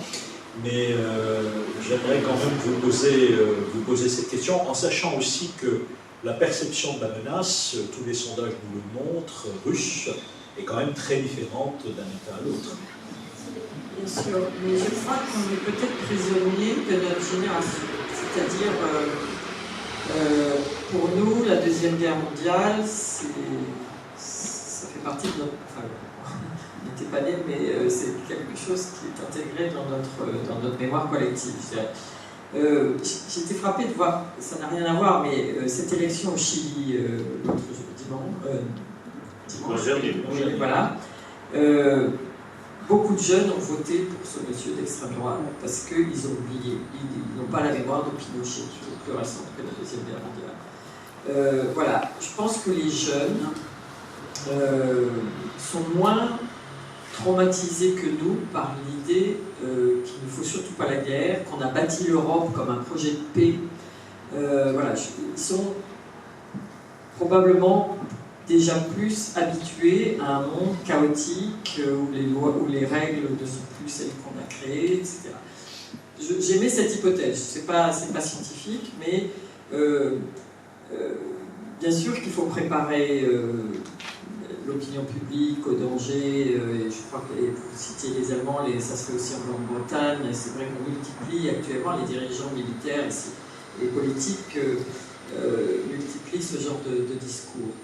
Mais en travaillant là-dessus récemment, je suis tombée sur une étude de l'IRSEM de l'année dernière sur justement l'attitude des jeunes vis-à-vis de la guerre. Et c'était une étude d'opinion dirigée par cette sociologue qui est spécialiste de la jeunesse, enfin, qui est très Anus, voilà. Merci. Et donc, l'enquête d'opinion était sérieuse, sur des échantillons sérieux, et il en ressortait que finalement les jeunes étaient tout à fait prêts à s'engager en temps de guerre. C'était les deux sexes confondus, 57% disaient qu'ils étaient prêts à s'engager dans l'armée en temps de guerre, et si on n'interrogeait que les jeunes hommes, c'est 70%. Donc, c'est quand même intéressant, je trouve, comme chiffre. C'est probablement à comparer avec d'autres, mais vas-y.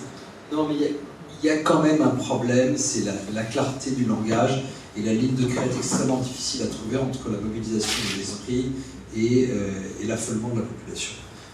Il y a eu Mandon, il y a eu aussi Marc Rutte, le secrétaire général de l'OTAN, qui est dans une déclaration totalement inouïe il y a une dizaine de jours, à mon sens en tout cas, dire qu'il faut nous préparer à vivre ce que nos grands-parents et nos arrière-grands-parents ont vécu. Je trouve ça d'une irresponsabilité totale, parce que ça ne serait pas la même chose. Quoi qu'il arrive avec la Russie, ça ne serait pas ça. D'abord, la probabilité d'un très grand conflit avec la Russie, je ne parle pas du piqûre d'épingle tout à l'heure, est extrêmement faible. Elle est pas significative, mais extrêmement faible, pour tout un tas de raisons qui n'étaient pas présentes en 14 et 19. Deuxièmement, pour certains pays de l'Alliance, on n'est pas du tout dans la même situation.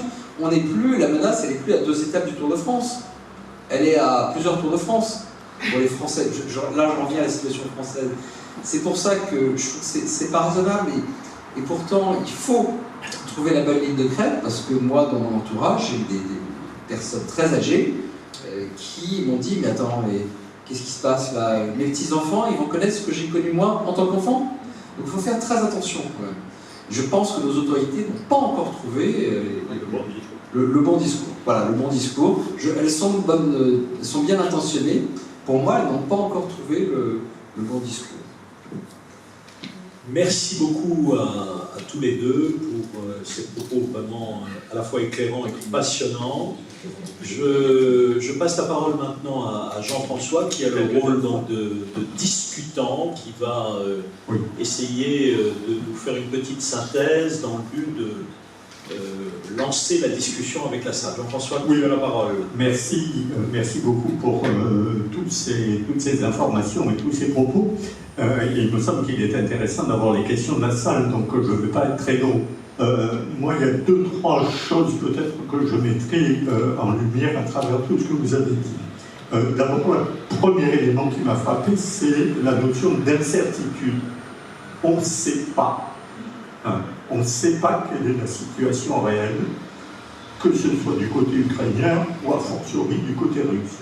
On a des éléments qui sont un peu contradictoires sur est-ce qu'ils sont véritablement avec une économie nucléaire qui va permettre de tout écraser, ou bien est-ce qu'ils ont des faiblesses réelles qui empêchera véritablement la réalisation de leurs objectifs. On ne sait pas exactement quels sont les objectifs, que ce soit les objectifs du côté russe, bien entendu, mais également du côté américain. Et vous l'avez dit à plusieurs reprises. On a des incertitudes, vous l'avez souligné évidemment, sur ce qui va se passer pour les territoires. À quel degré on va aller, quel va être le degré, vous avez évoqué la situation du Donetsk, est-ce que les Ukrainiens lâchent, y compris la partie qu'ils sont encore en capacité de défendre, avec toutes les fortifications qu'ils ont mises dessus. Donc, on a vraiment des incertitudes sur tous ces points, et des incertitudes aussi, me semble-t-il, sur ce que pourraient être les points de rupture. Vous l'avez dit à plusieurs reprises au départ, et ça me faisait penser à un article, enfin un document que j'ai lu aussi sur Grand Continent ce matin, qui dit, mais où en est-on du côté russe, du côté de la maîtrise des technosciences? Et quelle est la position russe par rapport aux technosciences? On sait très bien ce qu'est la position américaine sur les technosciences et quel est le poids de l'oligarchie technoscientifique autour du président américain, autour du vice-président Vance. On sait très bien quel est le poids des technosciences et de l'oligarchie technoscientifique au sommet du Parti communiste chinois et autour du Parti communiste chinois, qui est extrêmement puissante aussi, et dans la volonté évidemment d'être à l'identique du dispositif, et aussi puissante que le dispositif américain. Qu'en est-il du côté russe? Moi, c'est une question que j'aurais aimé vous poser. Qu'en est-il de l'oligarchie technoscientifique en Russie et de sa capacité à maîtriser la nouvelle révolution technoscientifique? Ça, c'est vraiment une question que je me pose. Donc ça, c'est un premier point autour de cette situation d'incertitude dans laquelle nous sommes et que vous avez signalé à plusieurs reprises. Et puis, il y avait un deuxième terme qui m'a beaucoup frappé dans tout ce qui a été dit dans toute cette première partie, c'est le débat civilisationnel. Moi, je suis très très frappé de voir quand même la convergence du discours civilisationnel entre le concept de civilisation russe, le pays civilisation. Entendez tout le discours sur la Russie est un pays civilisation. Qu'est-ce que ça veut dire exactement? Et qu'est-ce qu'il vise en disant la Russie est un pays civilisation? Et idem du côté américain, sans même parler du côté chinois. Et donc, moi, ma question à ce moment-là, c'est de dire, mais qu'est-ce qui reste pour défendre les valeurs et le corpus de valeurs de ce qui était la civilisation de ce qu'on appelait jusqu'il n'y a pas longtemps le monde libre. Les Américains étaient les défenseurs du monde libre. Et ça voulait dire un certain nombre de choses. Sur la liberté individuelle, sur la démocratie, sur l'état de droit, une série de concepts qui étaient identifiés et clairement communs entre le discours américain et le discours des Européens. Est-ce que c'est encore le cas aujourd'hui? Moi, pour ma part, je m'interroge vraiment sur cette dimension-là et sur la situation dans laquelle ça nous place en tant qu'Européens. Bon, voilà, moi, c'était un peu quelques remarques et quelques réactions que j'avais à tout ce que vous nous avez dit. C'est très précieux. Merci beaucoup, Jean-François. Et je propose que nous gardons donc les 3 points peut-être pour les discuter après. Donc on voit bien la certitude, la situation de l'oligarchie technoscientifique russe et enfin la question civilisationnelle. Mais nous allons maintenant passer aux questions de la salle et je vous propose de procéder de la manière suivante. Nous allons prendre une série de 3 questions, puis nous revenons vers le panel et ensuite nous prendrons une deuxième série de 3 questions. Voilà. Alors, qui commence? Madame, je vous en prie. J'avais une question sur l'espoir que Trump voit la lumière. On a dit qu'on avait perdu l'espoir qu'il la voit. Cela dit, il s'est quand même passé quelque chose après que le fameux plan en 28 points a été proposé. Il y a quand même eu, dans les rangs des Républicains, je crois que c'est quand même eu des signes d'horreur qui l'ont quand même ramené à une discussion un peu plus normale. Est-ce qu'il n'y a pas un peu d'espoir de ce côté-là, donc du côté des Républicains raisonnables? Et est-ce que nous, est-ce que les Européens essayent aussi, comme on fait du lobbying, en fait, de discuter avec ces Républicains et de les pousser quand même à faire quelque chose? Merci. Monsieur? Oui, ma question part de ce que vous avez rappelé tout à l'heure, c'est qu'effectivement, au prix d'1 million de morts et de blessés, les Russes n'ont pris qu'1% du territoire. Et je me souviens, avant même l'invasion de février, on voyait par image des reportages avec les Ukrainiens qui avaient des fusils en bois qui s'entraînaient. On se disait, mais ils ne vont pas tenir 15 jours. Bon, ils ont tenu 4 ans, c'est extraordinaire et remarquable. Mais l'impression que ça donne quand même, c'est qu'ils sont un peu dans une situation d'Apollo 13, c'est-à-dire qu'ils ont de l'oxygène. Pour l'instant, l'oxygène, c'est le financement américain, mais que l'oxygène va se raréfier très vite. Et ça peut venir très vite, puisque à un moment ou à un autre, il semble quand même que les États-Unis vont se désengager, ne serait-ce que parce qu'il faut qu'ils s'occupent de la Chine, et que ça va coûter très cher.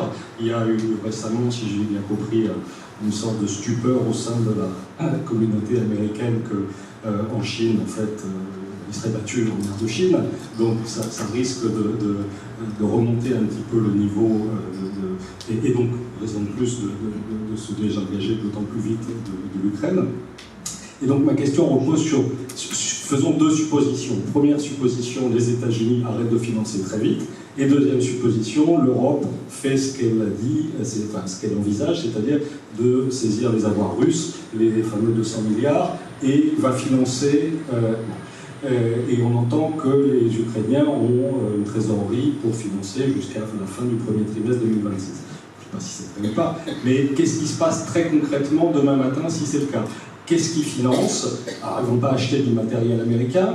Est-ce qu'ils ont de quoi acheter? Il ne suffit pas d'avoir de l'argent, il faut encore avoir des choses à acheter. Qu'est-ce qu'on achète? Qu'est-ce qui se passe concrètement dans une situation comme ça? Merci beaucoup, monsieur. Je propose que vous passiez la parole peut-être de ce côté-là, par souci d'équité. Oui, juste une petite question pour M. Tertrais qui avait précisé qu'en 3 ans, la Russie avait occupé 1%, donc en 3 ans 2023-2025. Ça veut dire qu'on admet que 20% il est dit que 20% du territoire ukrainien est occupé par les Russes. Est-ce que ça veut dire qu'en 2022, modulo la Crimée, ils ont occupé le reste, quoi. Ils ont tout occupé 18, 16, 17 ou 18% du territoire. Ça, c'est la première question.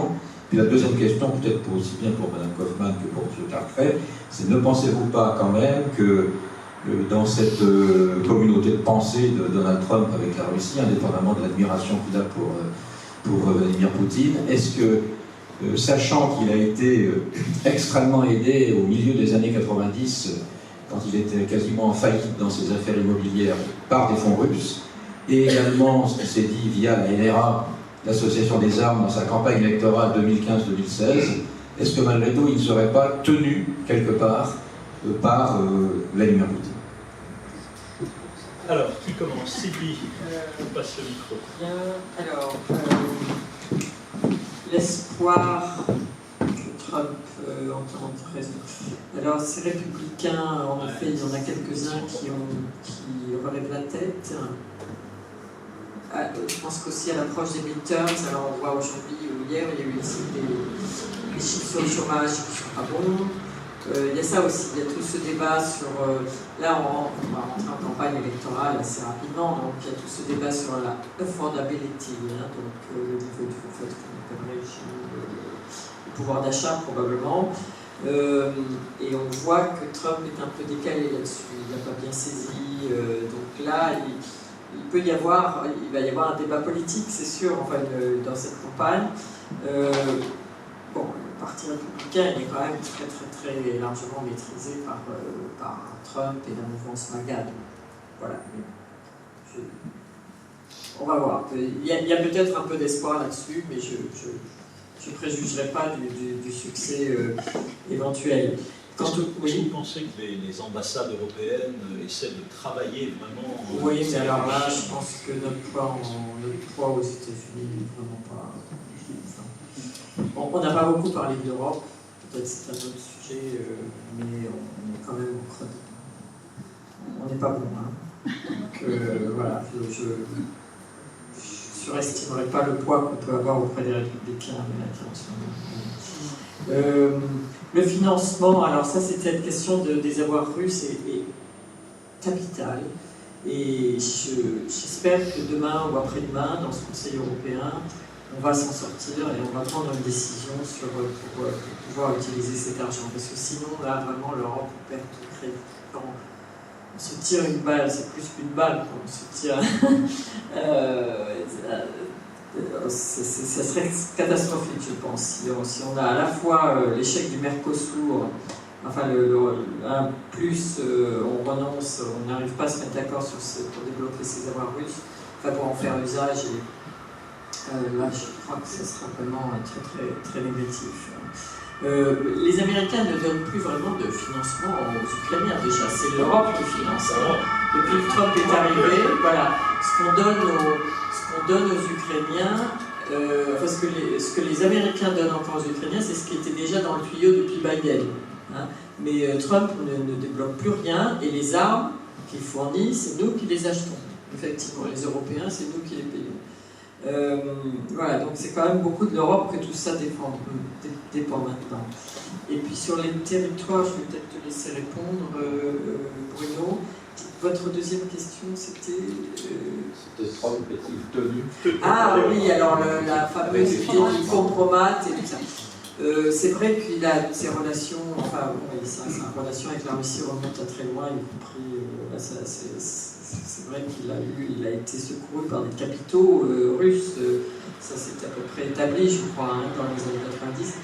Moi, je pense que s'il y avait vraiment quelque chose, ça ne lui irait même plus. Il a été réélu alors qu'il a quasiment fomenté un coup d'État.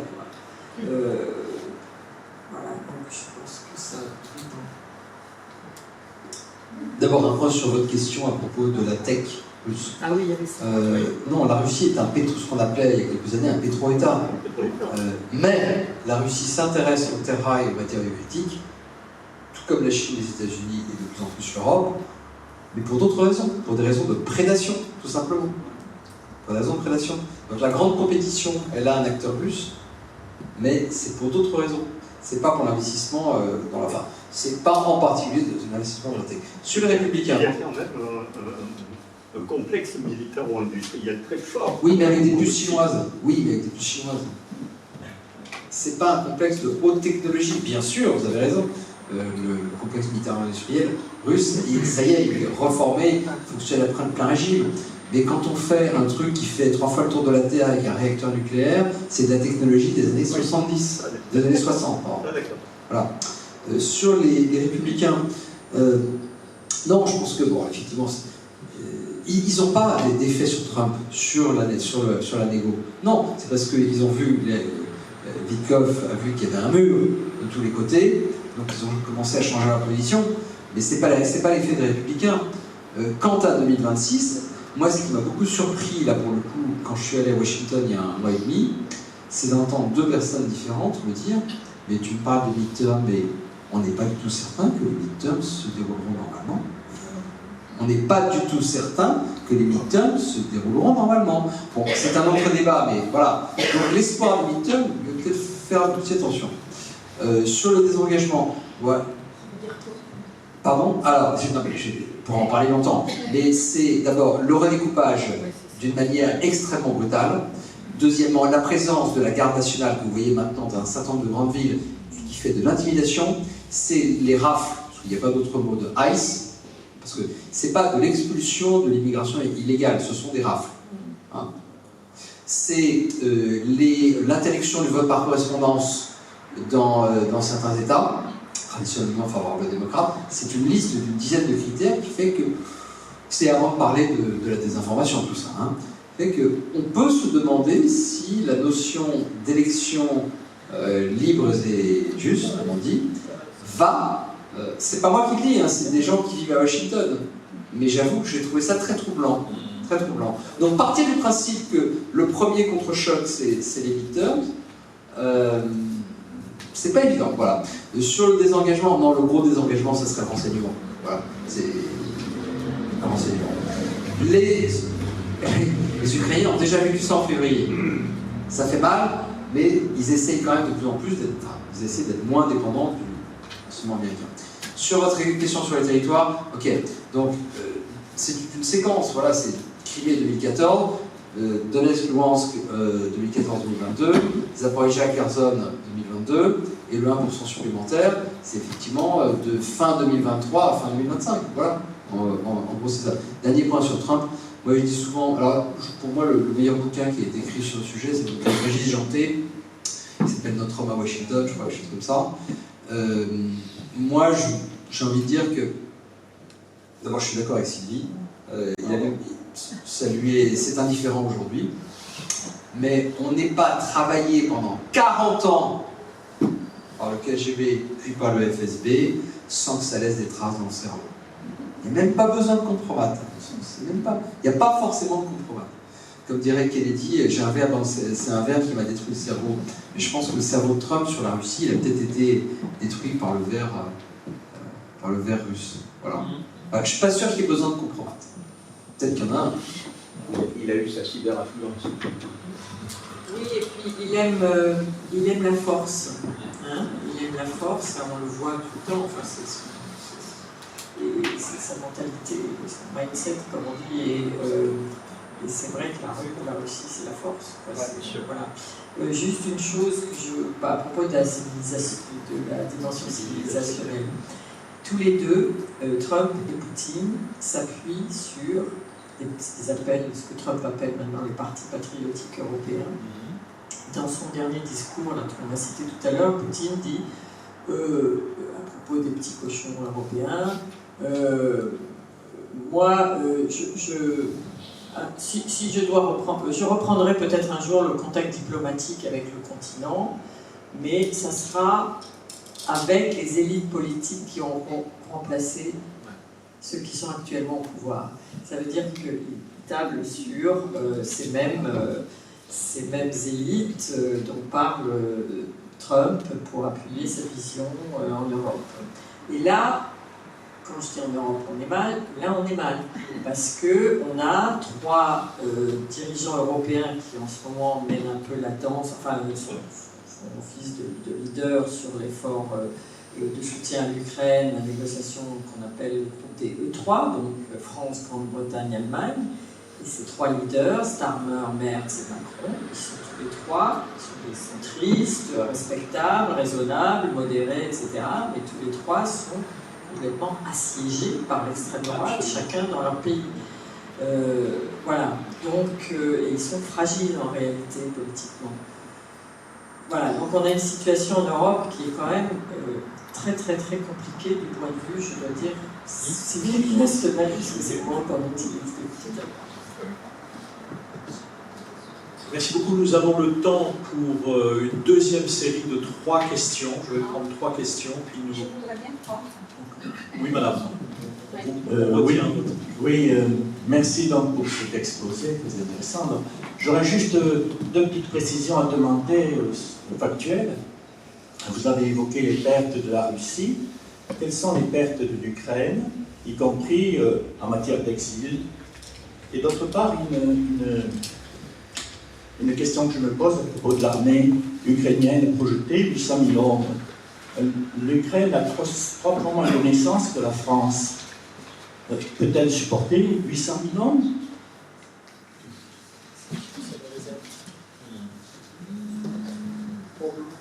Merci, monsieur. On retient votre question, on prend une autre. Il y a madame ici qui... Peut-être à la fin. Non, allez-y, allez-y. Bonsoir. Parce que, question comme question, j'ai quelques suggestions. Je voudrais la présenter ce soir. En étant représentante de pays de l'Est, étant polonaise, je suis très fière d'être. Peut-être parmi vous, il y a d'autres. Donc, venez me rejoindre. Parce que vous avez dit, comme d'habitude, la Pologne elle est très mal mise, même ce soir. En tout cas, c'est ça ce que j'ai senti. J'adore la Pologne. Oh oui, on adore tous la Pologne, comme elle est loin et elle est avec les idiots américains. Bon, ce que je voulais dire, que la Pologne a sa position, évidemment, qui est la sienne, parce que la Pologne, il faut que vous reconnaissiez, elle a été d'abord occupée par 123 ans de son existence, ensuite on a eu la liberté à la fin de la Première Guerre mondiale. Ensuite... Vous êtes avec des amis de la Pologne ici. D'accord, oui, donc c'est merveilleux, Mais en tout cas, en 1945, on nous a laissé dans les mains de Staline. Donc c'est pour ça la Pologne, elle est toujours méfiante un petit peu vis-à-vis de l'Europe de l'Ouest, parce que Churchill il nous a laissé, toute l'Europe de l'Ouest nous a laissé dans les mains. Je vais vous dire, peut-être je vais vous choquer, mais 5 ans de guerre avec Hitler, c'est rien par rapport à 50 ans de communisme, parce que ça c'est lavage de cerveau. Et ça c'est, les Ukrainiens, ils vivent ça et ils veulent se libérer, et je les comprends très bien. Et quelle tristesse qu'on n'arrive pas à les aider. Vous pouvez formuler votre question, Merci madame. Est-ce que vous avez... On entend très bien ce que vous dites et croyez bien que nous comprenons parfaitement parce que parfois on dit ce que l'histoire fait peser sur les représentations polonaises actuelles. Parce que parfois on dit aussi qu'on n'a pas voulu la Russie, mais tous les pays ont ouvert grand. Merkel elle a ouvert grande porte. Il était reçu en France comme un roi, donc il ne peut pas se plaindre. Et dernière question, dernière phrase juste, je n'ai pas de question, dernière phrase, parce que souvent Poutine il dit qu'il est envahi par l'OTAN. Mais c'est nous qui sommes envahis par la Russie. Kaliningrad, on subit depuis 1945 Kaliningrad. C'est des missiles nucléaires et tout, et on n'a jamais fait aucun problème. Donc voilà, je voulais juste apporter cette... Merci beaucoup madame. Merci pour tout ce que vous dites. Moi, ça sera 2 petites questions. Il se passe quand même des choses en Géorgie, par exemple, où tout le monde est dans la rue tous les jours. Si j'ai bien vu ce week-end, récemment, il y a eu des gens dans la rue en Bulgarie, il y a eu en Hongrie, etc. Donc, comment vous voyez ça? Évidemment, ça ne va pas tout changer, mais en tout cas, ça bouge un petit peu. Et ma deuxième question, alors je vais vraiment essayer de la résumer. On parle de guerre hybride. Vous disiez aussi tous qu'on ne va pas revivre les 2 premières guerres mondiales, mais est-ce qu'il n'y a pas un petit effort pédagogique au moins à faire vis-à-vis des jeunes générations qui sont sensibles à toutes ces questions, et notamment par rapport à la désinformation, cyberattaque? Il y a quand même un peu de pédagogie à faire, et je terminerai sans vouloir susciter de polémique bien sûr, mais on sait bien aussi que les chaînes d'infos s'amusent, entre guillemets, à attiser ça. Est-ce qu'il n'y a pas un petit effort dans des périodes de crise, de mobilisation, je crois que c'est vous qui disiez tout à l'heure, mobilisation des esprits. Est-ce qu'on ne peut pas avancer un tout petit peu là-dessus? Ça ne coûte pas beaucoup d'argent. Merci. Merci beaucoup. Pas d'autres interventions. Dans ce cas, je retourne vers le panel et je donne la parole peut-être à... Oui, puisque tu as le micro... Non, je vais être assez rapide. Alors, les pertes ukrainiennes, je les ai beaucoup moins, pour tout un tas de raisons, je les ai beaucoup moins étudiées que les pertes russes, donc je n'ai pas de chiffres pour vous. L'exil ukrainien, en revanche, il est largement réversible. Largement réversible. D'ailleurs, en Pologne, la présence d'Ukrainiens, le peuple frère, bon, elle est quand même... Parce qu'ils sont nombreux, donc ça commence à... Voilà, elle est de moins en moins, elle est quand même de moins en moins bien... Elle est, pardon madame, excusez-moi.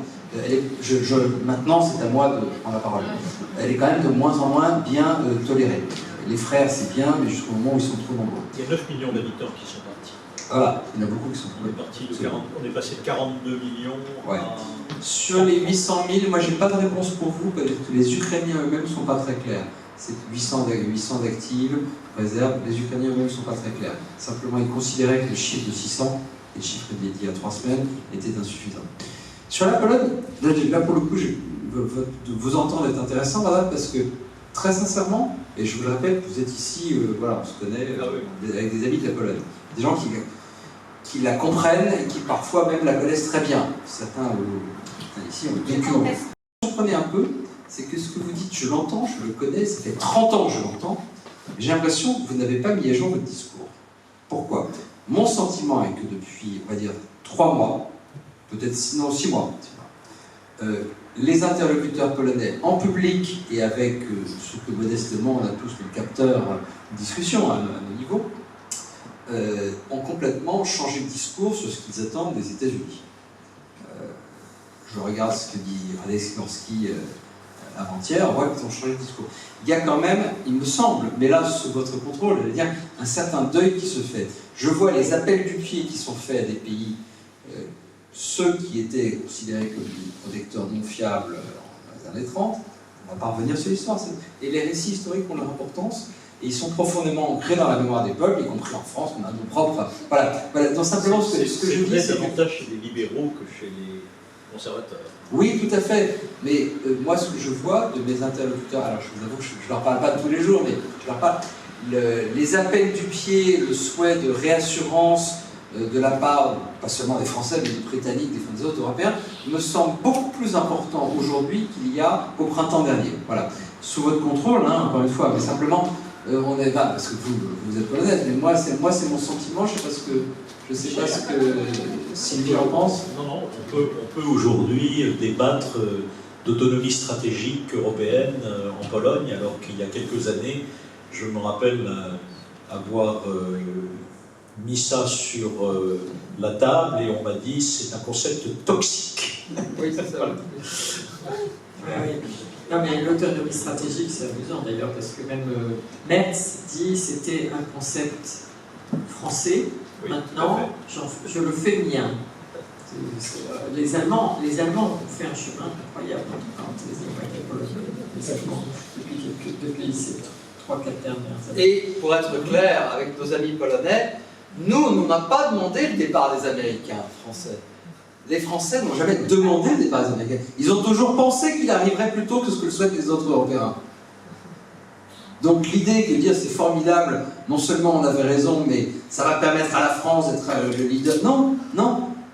Si vous saviez à quel point la diplomatie française est obsédée par les États-Unis, si vous savez à quel point les militaires français aiment travailler avec les militaires américains. Donc c'était pas un souhait, c'était une prédiction. Pour être clair. Non, juste pour répondre à Isabelle, peut-être.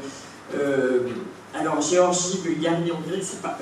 Je ferai une différence. La Géorgie, c'est vrai que tous les jours, il y a des manifestations depuis plus d'1 an maintenant, depuis ces élections qui ont été totalement frauduleuses.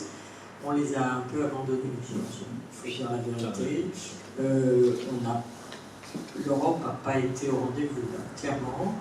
Et on est en train de laisser la Géorgie repartir dans l'orbite russe. Ça, il faudra. Voilà. À l'heure du bilan, voilà.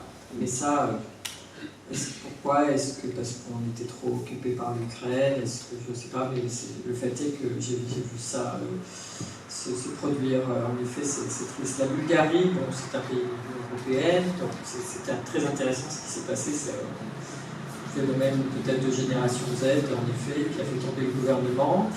Et en Hongrie, on n'y est pas encore. Alors la Hongrie, ça va vraiment être un test très intéressant cette année parce que il y a ces élections en avril. Orban n'est pas en très bonne position puisqu'il a ce challenger là, qui est bien nommé Peter Magyar qui bon travail. Visiblement, il commence à y avoir une grosse lassitude d'Orban dans l'opinion, mais je pense que Trump va l'aider, parce que c'est un enjeu important pour Trump, et justement, s'il y a vraiment cette stratégie de s'appuyer sur les partis amis et les pays amis en Europe, devrait faire ce qu'il faut pour essayer de faire gagner Orban. Donc à surveiller de très près. Parce que c'est vrai que si Orban perd ses élections, ça change des choses dans le panorama européen. Ça sera vraiment quelque chose d'intéressant.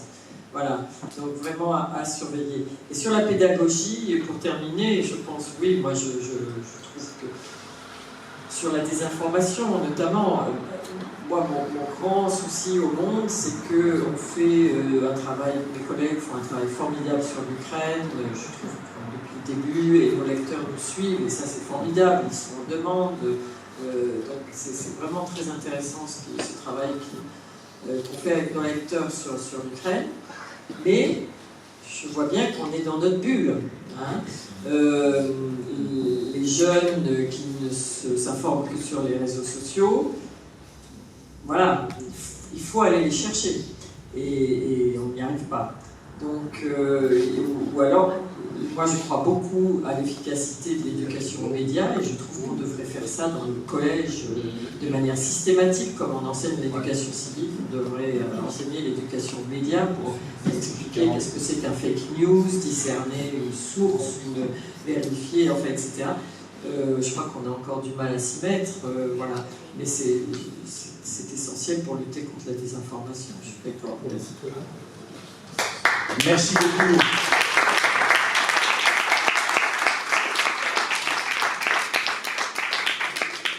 Merci beaucoup à Sylvie Kaufmann et à Bruno Tertrais de nous avoir éclairés ce soir. Et donc j'espère que vous repartez en ayant les idées un peu plus claires sur que faire face à la Russie de Poutine.